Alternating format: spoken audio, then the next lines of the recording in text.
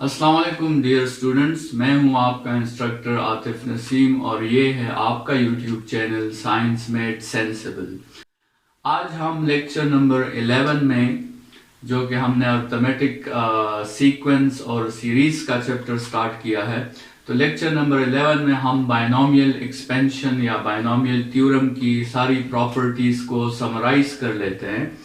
हमने डिस्कस किया था कि बायनोमियल थ्योरम एक बहुत इंपॉर्टेंट टूल है जिसके जरिए आप अलजेब्रा के बहुत से फार्मूलाज को एक्सपेंड कर सकते हैं। ये जो आपके साथ स्क्वायर्स और क्यूब्स के फार्मूलाज हैं अलजेब्रा में, ये असल में इसी थ्योरम की इंपॉर्टेंट केस है। तो आपके साथ ये मैंने एक 3 फार्मूलाज जो हैं अलजेब्रा के मेंशन किए हैं, a plus B whole square के, a plus B whole cube के और a plus B whole power 4 के। ठीक है, ये जो आपको एक्सपेंडेड फॉर्म्स नजर आ रहे हैं इन फार्मूलाज की, ये बायनोमियल थ्योरम के थ्रू एक्सपेंड हुए हैं। सबसे पहले हमने ये बात डिस्कस करनी है कि बायनोमियल थ्योरम को अप्लाई करने के लिए आपके साथ कुछ कंडीशंस का सेटिस्फाई होना जरूरी है। उनमें से पहला कंडीशन जो है वो पावर पे है। आपका पावर जो है पॉजिटिव इंटीजर होना चाहिए या आपका पावर एक नेचुरल नंबर होना चाहिए। और दूसरा कंडीशन है इस प्लस साइन का, आपके साथ उन दो एंटिटीज, उन दो टर्म्स के दरमियान प्लस का साइन जो है वो मौजूद होना चाहिए, तभी आप बायनोमियल थ्योरम अप्लाई कर सकते हैं और बायनोमियल थ्योरम के रूल्स के जरिए आप अपने क्वेश्चन को एक्सपेंडेड फॉर्म में लिख सकते हैं। ठीक है,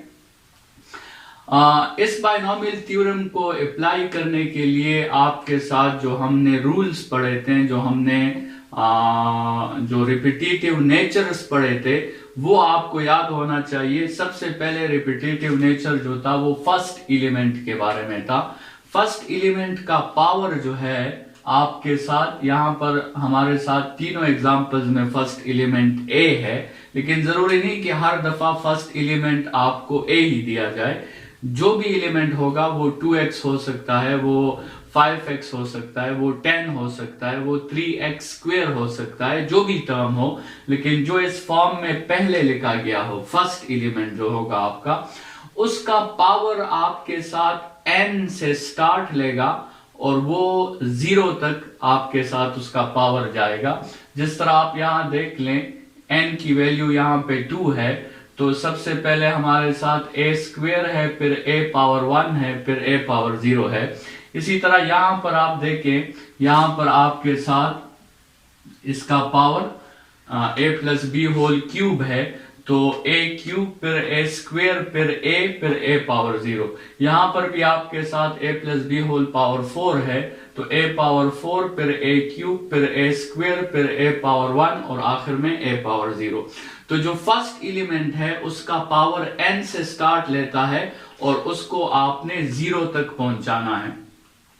और इसी तरह का एक प्रोसेस आपने सेकेंड एलिमेंट या b के साथ भी करना है, लेकिन b का पावर आपने 0 से स्टार्ट लेना है और उसे n तक पहुंचाना है।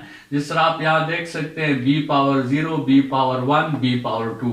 यहां इस एग्जांपल में आप देख सकते हैं b power 0, b power 1, b power 2, b power 3 और b पावर 4। ठीक है, तो रिपीटेटिव नेचर्स, 2 रिपीटेटिव नेचर्स हमने डिस्कस किए, एक फर्स्ट एलिमेंट के बारे में और दूसरा सेकेंड एलिमेंट के बारे में।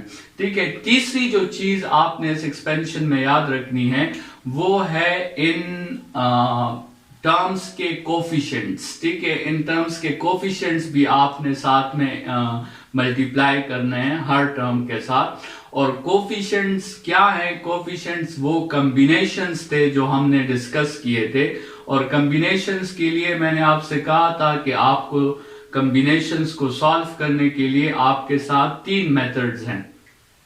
पहला मेथड आपके साथ है कि आप फॉर्मूला को यूज करें, जो कि आपके साथ मेंशन है, NCR is equal to n factorial divided by n minus r factorial into r factorial. दूसरा मेथड आपके साथ है कि आप कैलकुलेटर को यूज करें, आप n की वैल्यू पुट करें, फिर NCR का बटन पुट करें और फिर आप r की वैल्यू पुट कर दें और फिर आप इक्वल प्रेस करें तो आपके साथ वो कॉम्बिनेशन की वैल्यू आ जाएगी।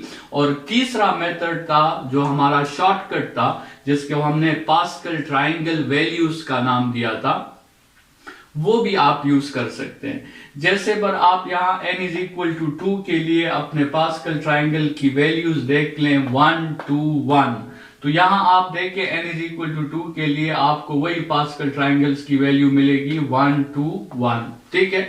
आप इसी तरह n इज इक्वल टू 3 के लिए वैल्यूज देखें 1 3 3 1, और यहां पर आप देख लें 1 3 3 1, ठीक है। इसी तरह आप n इज इक्वल टू 4 के लिए वो वैल्यूज देख लें 1 4 6 4 1, और यहाँ पे आप देख लें 1 4 6 4 1, ठीक है। तो ये कॉम्बिनेशन की या कोफिशिएंट्स की वैल्यूज जो हैं, ये आप इस पास्कल ट्राइंगल से भी आसानी से अपने लिए फाइंड कर सकते हैं। लेकिन पास्कल ट्राइंगल से वैल्यूज जो है आसानी से तभी फाइंड होगी अगर n की वैल्यू 4 या 5 तक हो, ठीक है, या मैक्सिमम 7 8 तक हो। अगर लेट्स सपोज आपके साथ n की वैल्यू 30 है या 40 है, तो फिर मैं आपको सजेस्ट करूंगा कि आप ये डायग्राम ड्रॉ ना करें, क्योंकि ये आपसे बहुत वक्त और बहुत ज्यादा स्पेस ऑक्युपाई करेगा। फिर आपके लिए अच्छा है कि आप इजीली कैलकुलेटर के थ्रू उस वैल्यू को फाइंड कर लें, ठीक है। तो या तो आप कैलकुलेटर के थ्रू फाइंड करें, और अगर n की वैल्यू कम हो तो फिर आप ये पास्कल ट्राइंगल की वैल्यूज भी एज अ शॉर्टकट यूज कर सकते हैं। आते हैं इस बायनोमियल थ्योरम की कुछ प्रॉपर्टीज की तरफ, ठीक है। दो प्रॉपर्टीज तो हमने ऑलरेडी डिस्कस कर ली है, और वो है फर्स्ट एलिमेंट और सेकंड एलिमेंट का जो रिदम है, उसका जो पैटर्न है वो हमने डिस्कस कर लिया है कि फर्स्ट एलिमेंट का पावर n से स्टार्ट लेगा और वो 0 तक जाएगा, और इसी तरह सेकंड एलिमेंट जिसे हमने b का नाम दिया था, उसका पावर 0 से स्टार्ट लेगा और इंक्रीज होकर आखिर में n तक जो है वो जाएगा। इसके अलावा हमने और भी कुछ प्रॉपर्टीज डिस्कस की थी जिसे अभी हम समराइज कर रहे हैं। उनमें से पहली प्रॉपर्टी थी नंबर ऑफ टर्म्स के बारे में। आप इन सारे फॉर्मूलाज में देख सकते हैं कि आपके साथ जब n की वैल्यू 2 है तो एक्सपेंशन में आपके साथ 3 टर्म्स आ रहे हैं, जब n की वैल्यू 3 है तो एक्सपेंशन में आपके साथ 4 टर्म्स आ रहे हैं, और जब n की वैल्यू 4 है तो एक्सपेंशन में आपके साथ 5 टर्म्स आ रहे हैं, ठीक है। तो यहां से आप देख सकते हैं, और यहां से भी आप ऑब्जर्व कर सकते हैं, n इज इक्वल टू 2 है तो आपके साथ 3 टर्म्स आ रहे हैं। इसका मतलब अगर n को हम पावर कहते हैं तो फिर टर्म्स की तादाद आपके साथ n प्लस 1 के इक्वल होगी, ठीक है।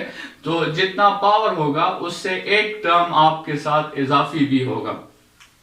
अगर आपने a प्लस बी पावर 10 को ओपन करना है तो आपके साथ टोटल 11 टर्म्स जो हैं वो आएंगे, ठीक है।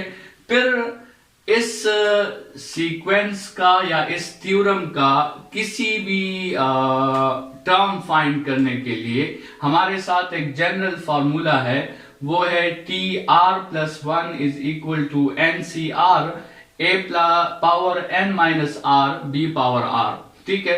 ये फार्मूला हम तब यूज करते हैं जब क्वेश्चन किसी सीक्वेंस को, किसी जो है फार्मूला को एक्सपेंड करने का ना हो, बल्कि हमें सिर्फ एक पार्टिकुलर टर्म के बारे में कहा जाए कि आप इस क्वेश्चन के एक्सपेंशन में 6 टर्म फाइंड करें या 5th टर्म फाइंड कर लें। सिर्फ एक टर्म फाइंड करना अगर हमें आ जाए तो उसके लिए फिर हम ये फॉर्मूला डायरेक्टली यूज करते हैं। उसके लिए फिर हम टोटल एक्सपेंशन नहीं करते, बल्कि हम डायरेक्टली वही टर्म फाइंड करते हैं जिसका हमसे क्वेश्चन में कहा गया हो।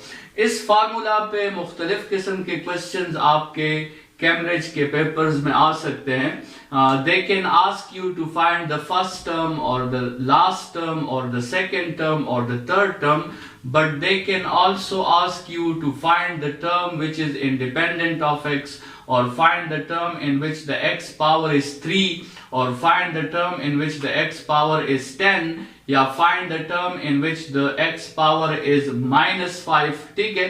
इस तरह के बहुत से क्वेश्चंस आपके आ सकते हैं। ये समझ लें कि ऐसे क्वेश्चन में आपने डायरेक्टली जो है general form of a term जो है वो आपने यूज करना है, जो आपके साथ ये फॉर्मूला है NCR A power n minus R B power r।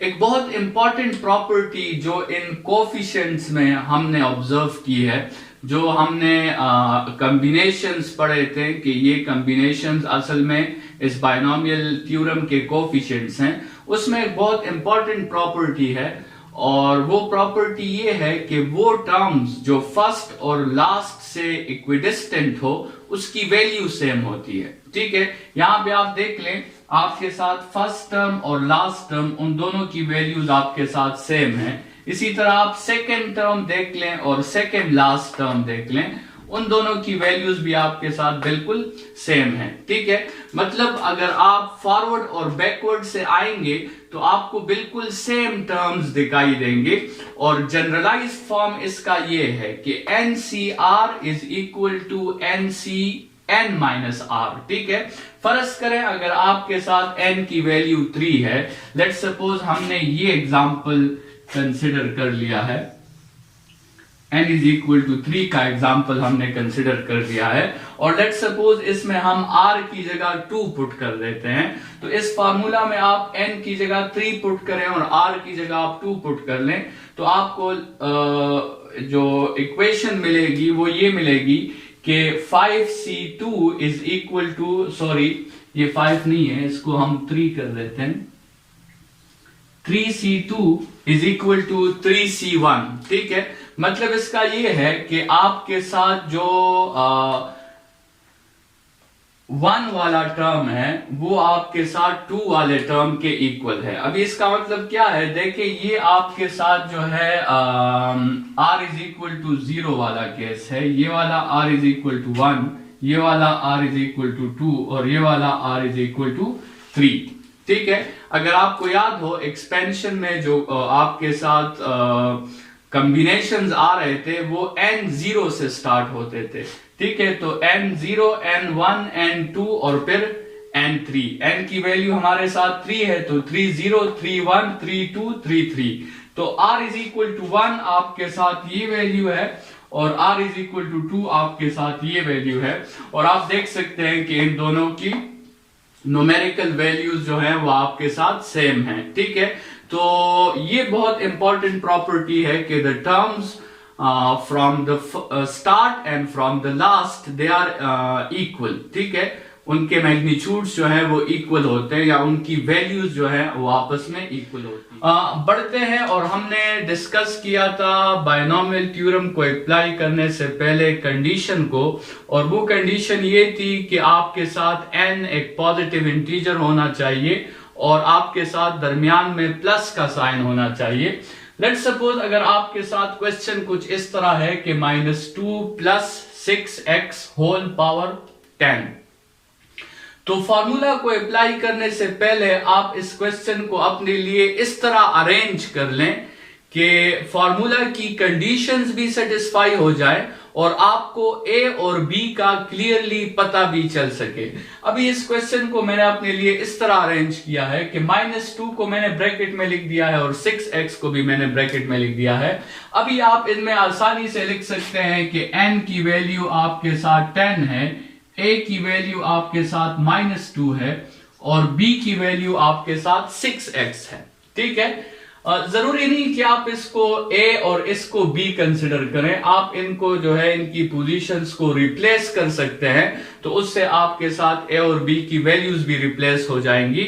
ये आपके आंसर पे कोई फर्क जो है वो प्रोड्यूस नहीं करता। आप x + 1 होल स्क्वायर फाइंड करें या 1 + x होल स्क्वायर फाइंड करें, दोनों से आंसर आपका सेम आता है। लेट्स सपोज अगर आपके साथ क्वेश्चन है 6x - 5 होल पावर 5, तो थ्योरम अप्लाई करने से पहले आपने इसको फार्मूला की कंडीशंस पे लाना होगा। तो आपने -5 जो है उसको ब्रैकेट में रख के दरमियान में आपने प्लस लगा दिया ताकि फार्मूला की कंडीशन सेटिस्फाई हो सके, और उससे आपको a और b की वैल्यूज का भी पता चल गया। अभी इस केस में आपके साथ n की वैल्यू 5 है, a की वैल्यू आपके साथ 6x है और b की वैल्यू आपके साथ -5 है। ठीक है, ये लास्ट में आपको कॉम्बिनेशन का वो फॉर्मूला गिवन है n factorial divided by n minus r factorial into r factorial. इस फार्मूला पे आप जो है कुछ प्रैक्टिस करें। बाकी इस फार्मूला की आपके पेपर के लिहाज से इतनी इंपॉर्टेंस नहीं है, क्योंकि आपको कैलकुलेटर्स अलाउड होते हैं। आप डायरेक्टली कैलकुलेटर से कोई भी कॉम्बिनेशन वैल्यू जो है वो फाइंड कर सकते हैं। इस लेक्चर के साथ हमारा ये चैप्टर कंप्लीट हो गया, सीक्वेंस एंड सीरीज। इसमें हमने 5 लर्निंग ऑब्जेक्टिव्स के बारे में डिस्कशन की। Arithmetic sequence, arithmetic series, geometric sequence, geometric series, और लास्ट हमारा लर्निंग ऑब्जेक्टिव जिसपे तकरीबन 4 लेक्चर्स मेरे ख्याल में बन गए हैं, दैट वाज बायनोमियल थ्योरम। ठीक है, बायनोमियल थ्योरम आपके एएस मैथमेटिक्स का बहुत इंपॉर्टेंट लर्निंग ऑब्जेक्टिव है, और इस पे आपका एक क्वेश्चन जो है मेरे ख्याल में हर पेपर में फर्स्ट क्वेश्चन जो होता है वो बायनोमियल एक्सपेंशन या बायनोमियल थ्योरम का आपका एक क्वेश्चन उस पे जरूर होता है। ये जो आपके साथ फार्मूला है, जो जनरल टर्म फार्मूला है, इस पे भी आपके बहुत से वैरायटीज में क्वेश्चंस आते हैं, मुख्तलिफ किस्म के क्वेश्चंस आपके साथ आ सकते हैं। तो इस फार्मूला की यूज पर और उसके प्रैक्टिस पर हम फिर कुछ क्वेश्चन सॉल्व करेंगे आपके प्रीवियस जो है एग्जाम से। उससे आपको आइडिया हो जाएगा कि इस फार्मूला के कौन कौन सी वेराइटीज हैं और किन किन सिनारियोज में इस पे आपके क्वेश्चंस जो हैं वो आ सकते हैं। फिलहाल के लिए इतना ही। Thank you students.